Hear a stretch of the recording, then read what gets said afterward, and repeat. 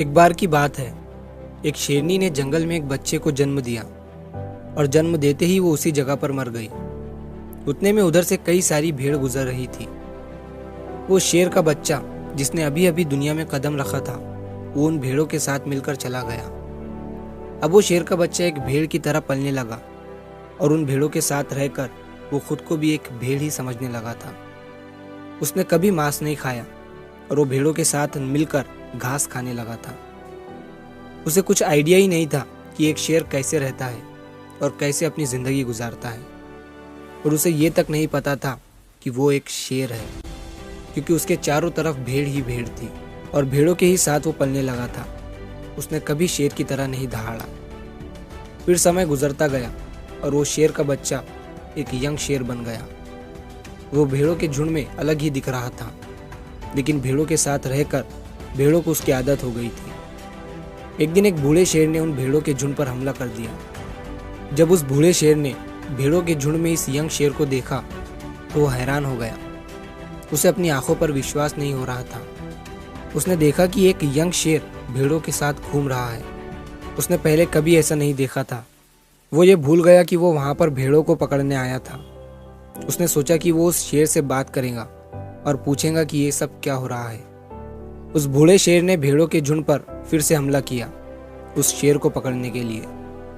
भेड़ों ने जैसे ही उस बूढ़े शेर को देखा, वो सब अपनी जान बचाकर भागने लगे और उन भेड़ों के साथ वो शेर भी अपनी जान बचाकर भागने लगा। कुछ देर के बाद उस बूढ़े शेर ने उस यंग शेर को पकड़ लिया। बूढ़े शेर ने उस यंग शेर से कहा, अरे बेवकूफ, तू मुझे देखकर भाग क्यों रहा है? यंग शेर ने रोते हुए कहा, प्लीज मुझे छोड़ दो, मैं एक साधारण सा भेड़ हूँ, मुझे जाने दो। वो उस बूढ़े शेर को देखकर एक भेड़ की तरह कांप रहा था। बूढ़ा शेर ये सुनकर हैरान हो गया और वो समझ गया कि यहाँ पर क्या हो रहा था। वो बूढ़ा शेर उस यंग शेर को एक नदी के पास लेकर गया। यंग शेर वहां से भागने की कोशिश कर रहा था, लेकिन बूढ़े शेर ने उसे नदी की तरफ धकेलते हुए कहा कि अपने आप को इस पानी में देखो। नदी का पानी पूरी तरह से शांत था।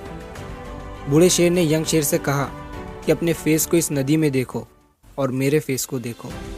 अपनी बॉडी को इस नदी में देखो और मेरी बॉडी को देखो।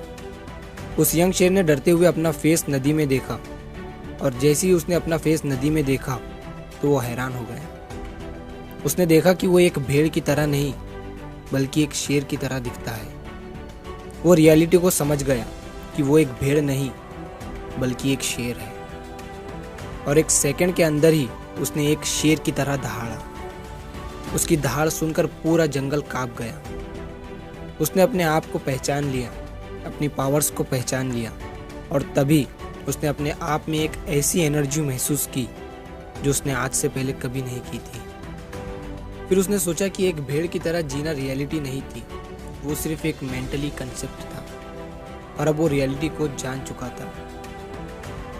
इस कहानी से बहुत ही डीप मैसेज निकलकर सामने आता है।